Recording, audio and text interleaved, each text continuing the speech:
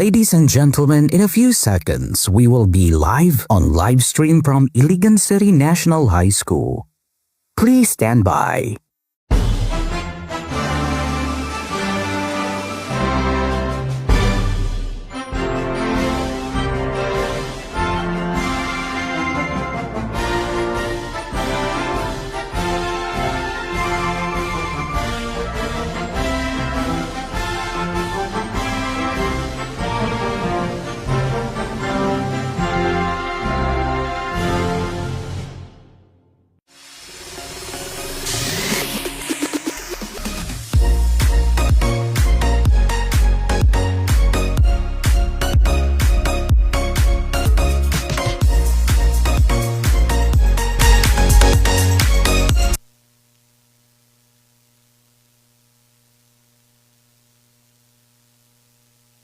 Ay parang paglalayag sa dagat na walang katiyakan. Hindi isa, kundi libu-libong buhay ang nakasalalay sa bawat alon ng desisyon. Subalit, narito ang isang tao, isang leader na matapang na humarap sa agos ng responsibilidad na siyang sumusunod sa malinaw na daloy ng tungkulin at handang gabayan ang bawat isa tungo sa ligtas na pampang ng kinabukasan. Isang mapagpalang araw sa tihayan at masidlak na adlaw, Iligan City. Welcome sa IC NHS Spotlight, ang usapan kung saan binibigyang liwanag ang bawat kwento ng tagumpay. Ngayong araw, napaka-espesyal ng ating panauhin dahil makakasama natin ang isa sa mga halal na lingkod bayan ng lungsod ng Iligan City. Siya ay kasalukuyang parte ng sangguniang panglungsod at tunay po naming ikinararangal ang pagkakataong makapanayam ang isa sa ating City Councilor. Please welcome Honorable Derek Siao. Hello, sir. Good afternoon po. Thank you so much po, sir, sa pagtanggap ng aming panyaya. Isang napakalaking karangalan po talaga na makasama namin kayo ngayong hapon, lalo na as a city councilor, I know na napaka-busy and hectic po talaga ng schedule niyo, sir. Suni, kailangan po ko mag-Tagalog? Okay lang po, sir, kung ano po yung lengguaheng mas komportable po sa inyo. Thank you po sa pag-consider ninyo sa Aqua for this, for your podcast, no? So thank you for inviting me. I'm very excited to be here. Okay, so sir, kumusta po ang buhay niyo ngayon? Well, karon no, it's definitely more hectic compared to my life before. My life before was already very hectic. Before becoming a city councilor, I was already handling our family business. So, busy na kaayo as a businessman, as an entrepreneur. It's a very challenging career path to be in. And now I'm currently in the spotlight. Kay syempre, when you're in public service, you have naa ka sa spotlight sa tao. So it's a very challenging position to be in. But no, it's also very fulfilling. So, yeah. So, bago po kayo naging city councilor, sir, paano niyo po ba mailalarawan ang sarili ninyo? Yung si Derek Siao bilang isang ordinaryong mamamayan ng Iligan City. So, as I mentioned earlier, no, before, ang pasabot sa imong question, malalarawan. Ano po yung ugali ninyo noon? Okay, so before, no, as an entrepreneur, as a business owner, I was very focused. Mas focus ko on my own lane, no? Kay syempre akong focus every day na as akong business on how to grow it, on how to make it, on how to lead my people, how to make it profitable. But now, with the added responsibilities of being a public servant, lahi na jud pod karon, no, as a leader. Yeah. So sir, curious lang po kami, bakit po Derek ang pangalan ninyo? Ano po ba yung story behind ng pangalang ito? Actually I don't know why Derek, pero siguro because my dad, no, Frederick mapod yang name. So probably dida pod gikan. And murag na ay basketball player before na fan man siya Lakers before. So Derek Fisher. So dito po naganahan po siguro siya sa name. So, ano po yung isang ugali, sir, o prinsipyo na hanggang ngayon ay dala-dala nyo po mula pagkabata hanggang ngayon na public servant po kayo? Well, okay. Dili ko sure if gikan pagkabata, but definitely ang akong nakuha jud sa ako ang dad and even from my lolo, no. From my mother's side, no, important kayo ang pag-alaga sa imuhang tao, no. So these are the ones under your care. So being a leader means having to take care of your people. So I bring that with me until today. So in business and in public service. So, kapag may free time po kayo, sir, paano nyo po ba ito ginugugol? May mga hobbies po ba kayo na hindi po alam ng publiko? Maaari nyo po bang i-share ito, sir? Well, for my hobbies, no, I definitely karon medyo less na jud akong free time, but every day I learn, I listen to podcasts, no, on Spotify. I listen to, mahilig ko maminaw audiobooks. Ooh. So I listen to books about, like currently the book I'm listening to, it's called Master of the Senate. So it's about Lyndon B. Johnson. So he's a former US president. So kana akong ginapaminaw. I'm also very gapaminaw ko pirmi o it's a podcast called Founders. So it's about entrepreneurs na sila'y founders sa ilang businesses and also acquired. It's about the history of different corporations in the US. And syempre gatanaw kog mga shows, no? So yes, boss. Apple TV, Netflix. So, sir, and family time na dayon after that. alam po talaga namin, sir, na hindi po talaga biro ang ginagampanan nyo bilang city councilor. So ngayon po, sir, ano po ba yung proyektong kamakailan lamang ninyong naisakatuparan o tinutukan po? Sorry. Unsay Unsa po nga project ang bag-o lang nimo na kuan, sir? Na patukod karon or like nga na, sir? you mean for the city? Yes po, sir. Well, munang dapat masabtan po sa mga tao, no. When you're a city councilor, you're more focused on legislation, no. So excuse me. So when it comes to projects na kanang hard or infrastructure projects or anything, usually ang executive na ang muhandle ana. So kami as legislators, ang amuang quote-unquote projects are the ordinances we pass or the resolutions that we pass. So naatay so far 5 nakabuok na ordinance na pass in the last 6 months, no. So one is naatay ordinance sa pataas nato ang allowances for our daycare workers from 6,000 pesos na himo nag 8,000 pesos because the ilang role sa atong society is very crucial, no. Sila nakasalalay sa ilaha ang future sa ato ang babies, no. Next is another example, another ordinance is ang naapotay ordinance for children at risk, no. So morning mga bata na atong makit-an na medyo kulang ang ilang guidance. So we've put the proper interventions in place para to help them grow into better citizens, no. So, sir, ano po yung pinaka-memorable na experience ninyo as a city councilor, sir? Yung masasabi niyo po talagang, dito ko talaga naramdaman kung bakit ako nagsisilbi. Pinaka-memorable po na experience. Walay one particular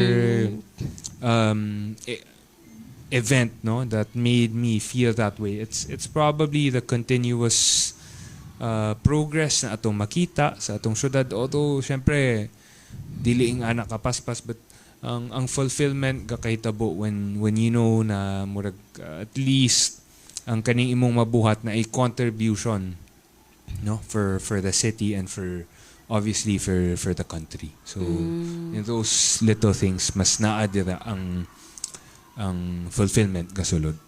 So, given naman, Jude, sir, na kusog or malakas po talaga ang suporta ninyo, most especially sa mga kabataan, dahil isa nga po sa pangunahing plataforma ninyo ay ang pakikipag-ugnayan sa mga youth. At evident po yan ngayon kasi even though mga estudyante pa po lamang kami, talagang pinuntahan niyo po kami ngayon dito. So, sa tingin niyo po, unsay pinakadakong problemang kinakaharap ng ating mga kabataan sa Iligan City ngayon na nangangailangan ng agarang aksyon ng gobyerno o pamahalaan, sir? Honestly, dili ko sure kung unsay pinakadako jud na problem, but one of the problems I think is the kantag out of school youth. So we have to put the proper interventions in place, no, para mahatagan natog chance ang kaning mga kabatan-unan to get good and proper education. Mahigit kay na, sir. So, giunsa po niyo pag-make sure, sir, na ang boses po ng bawat kabataan ay hindi lamang nanilinig o wala lang jud na dunggan, kundi na tagaan jud action, sir? For the LGU, no, na amantay youth office. So that's one way. And then I know for a fact na naatay kani ato ang mga SK, no, they have these gapatawag na silag mga youth sa ilang barangays. Yes, respective barangays to just to get an idea on what programs ang dapat i-prioritize. So yeah. So, bilang anak po ng ating city mayor, sir, hindi po ba kayo nakaramdam ng pressure, lalo na't inaasahan ng marami, ng karamihan po na susunod po kayo sa yapak ng inyong ama, sir, na si Mayor Frederick Siao po, sir? Well, meaning mo... Kuan, sir, wala ba ka na pressure kay mo biyang papa, sir, kay Mayor? Pressure in general, no? So, obviously, na-adri pressure, no? That comes with it. But, ang outside pressure for me, dili kaayo factor kay I think out of everyone ako'y gabutang o pinakagrabe na pressure on myself. So but obviously when I see him work, no, he's a very tireless worker, so medyo workaholic. Ma-pressure po ko na dili ko pwede maghigda-higda lang dira, diba? Kay makita na ko siya nagatrabaho. So that puts a lot of pressure on me too to also become a better leader and become a better version of myself, no? But when you're talking about outside pressure, I am my own person, so we also have our differences in the way we lead people, so depende na lang kung unsa may tanaw sa mga tao, no? So, may mga pagkakataon po ba, sir, na sumagi po sa isip ninyo na mag-stop na lang po o itigin na lang po ang pagiging public servant at bumalik na po sa isang trabahong hindi na po kailangang makipag-ugnayan direkta po sa taong bayan? Well, honestly, usahay mo agi dyan na sa akong mind, no? Because sometimes I feel like public service can be a thankless job, no? Okay, especially here in the Philippines, no, na ang problems na atong ma-encounter daghan jud kaayo because we're a developing nation, so murag daghan kaayo pwede pag tarungon. So it's hard to put the right balance, no? No matter what you do, naadyo yung mga naysayers, naadyo yung mga masuko sa imuha. Either way. So, it's also a very challenging position to be in. But I just remind myself na to be great, no, you also have to go through that process na naadyo kay ma-disappoint, naadyo yung maglagot nimo. So, yeah. So sinabi niyo po sir na nadyo times na napapagod po kayo emotionally and mentally dahil sa trabaho. So ano po ang nagbibigay sa inyo ng lakas ng para magpatuloy po sir? Like yun sa ninyo pag-handle? Again, no, I remind myself na to be great, you have to go through that, no? Walay and so far sa tanan akong gibasa, tanan akong gina-study ng mga tao, they all went through the same process, no, na moagi jud kag kalisod, moagi jud kag naadyo resistance to whatever it is you're doing, no? If you want to do something great, then dili siya sayon. So I try to remind myself that every day. I try to visualize the future. And of course, ang support sa akong family, no, sa akong wife, and my parents na adira every day. So yeah, that's what keeps me going. So ano po ba yung pangarap ninyo sa Iligan City po sir sa susunod na 5 hanggang 10 taon?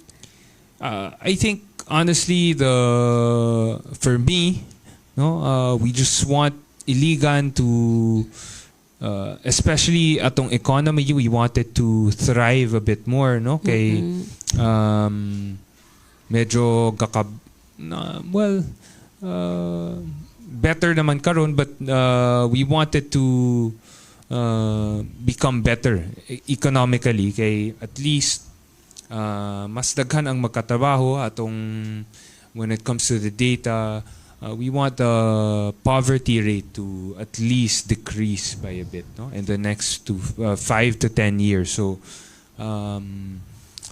so if mo better put atong economy, meaning more jobs for the people, so atong poverty rate mo ubos put. So that's what we're striving for. Yeah.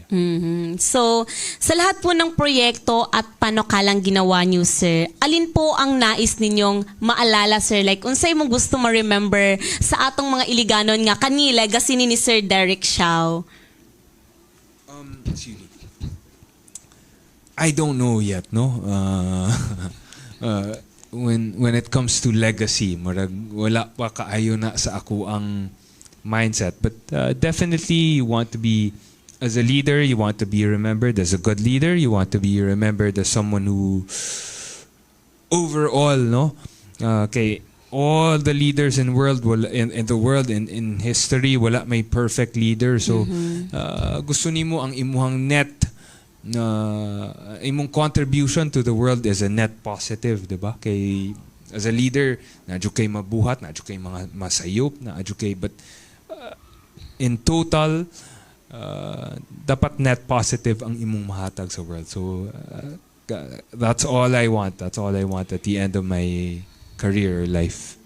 Okay, so sir, may iba naman po tayo. Ngayon ay dumako naman po tayo sa ating guilty or not guilty session. So may prepare po ako ng mga cards dito, sir. Guilty and not guilty. Itataas niyo lamang po ito. Ito po yun, Okay. sir.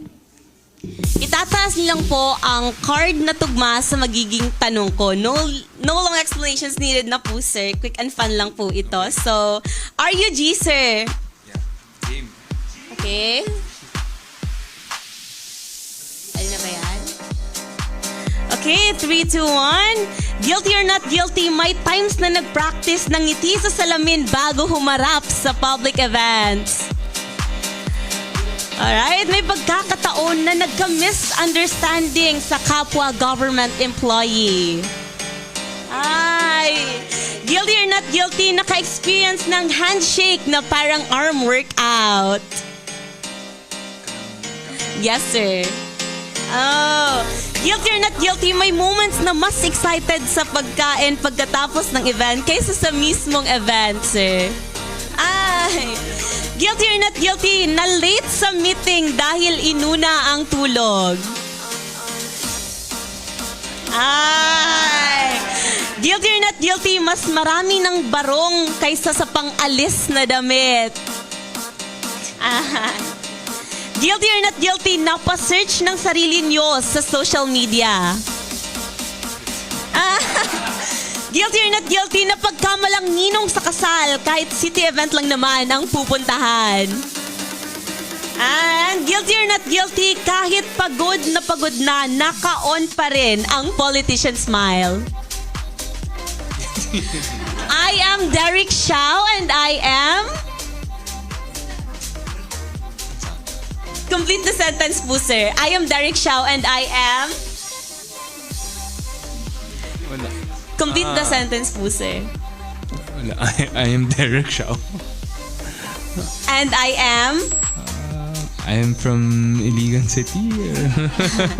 Okay, thank you so much, sir. So, meron po tayong tanong dito, sir. How does it feel po ba na heartthrob kayo sa lungsod ng Iligan City?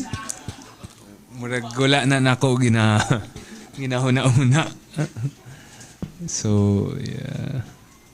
Alright, so thank you so much, sir. That was fun po. So bago ko po tapusin ang podcast na ito, tatanungin po muna kita ng isang napakahalagang tanong, sir. So you're at the pearly gates po. God is there and ask you, ano ang pinakamagandang bagay na nagawa mo para sa akin? What will you say po and why?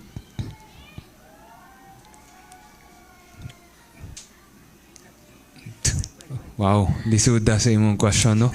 Sige lang po, sir. Well, siguro akong maingon saya as I tried my best to be, you know, the best person that I can be. So, when it comes to one specific event or deed, muragwa mo kayo mahuna-hunaan. But yeah, I think that's all I can say for now. Yeah. Okay, thank you so much, Sir Derek. Mabuhay po kayo. Naway patuloy po kayong maging ilaw at gaway sa bawat Thank you. Iligano na Thank iyong you. nasasakupan. At sa bawat kwento po, Sir, na inyong binahagi, ramdam ko po talaga ang bigat at dedikasyon ng isang tunay na leader. Isang leader na hindi lamang po nagpapatakbo ng lungsod, kundi nagbubukas din ng daan para sa mas maliwanag na kinabukasan ng kanyang mga mamamayan. Muli, maraming salamat po sa oras at inspirasyon na inyong ibinahagi, sir. Have a great afternoon po. At naway matuloy kayong maging instrumento ng pagbabago sa Iligan City. Thank you everyone for Sa ating online inviting me. viewers dyan, hello. I hope you learned so much today from our talk with the City Councilor. Be with us again dito lamang sa istorya kung saan ang bawat kwento ng buhay ay buhabi ng liwanag, inspirasyon at tagumpay. Dito lamang yan sa IC NHS Spotlight. Thank you so much, everyone. Thank you. Ay, sir, message niyo po daw para sa City High.